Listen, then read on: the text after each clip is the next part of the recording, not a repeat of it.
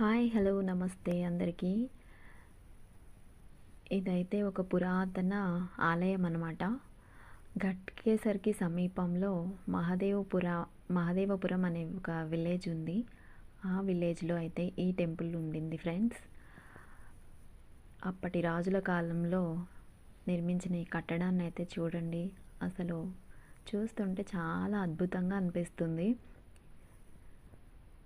Pillars లేకుండా అసలు ఈ టైల్స్ కానీ మార్బుల్స్ కానీ గ్రానైట్స్ ఇలాంటివి యూజ్ చేస్తున్న ఈ కాలంలో అసలు ఇలా ఈ కింద పరిచిన బండలు ఎలా చేశారు, పైన వేసిన ఆ బండల్ని అంత హైట్ ఎలా బరువు లేపి పైన అలా సెట్ చేశారు, ఇది అంతా కూడా చాలా ఆశ్చర్యకరంగా అనిపిస్తుంది.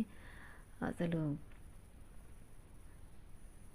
ఈ స్తంభాలైతే ఎలా నిర్మించారో అప్పటి చిత్రకారులు, ఈ మేస్త్రీలు ఉంటారు కదా, వాళ్ళు నిర్మాణం అయితే చాలా అద్భుతం.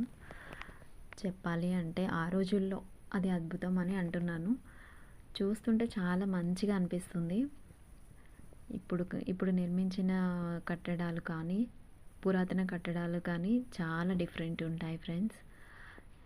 వేణుగోపాలస్వామి టెంపుల్ అనమాట. వేణుగోపాలస్వామి టెంపుల్ ఇంకా శివాలయం అనమాట. అక్కడ గోపురం కనిపించేది శివాలయం, ఇది వేణుగోపాలస్వామి టెంపుల్. చాలా బాగుంటుంది. శివరాత్రి సమయంలో అయితే శివరాత్రి ఉత్సవాలు, కళ్యాణం అంతా చాలా బాగా జరుగుతుందంట ఇక్కడ. నేనైతే ఎప్పుడూ రాలేదు. ఇక్కడ అయ్యగారిని అడిగితే అలా చెప్పారనమాట. చాలా బాగుంది టెంపుల్ అయితే. కొంచెం పాతగా కూడా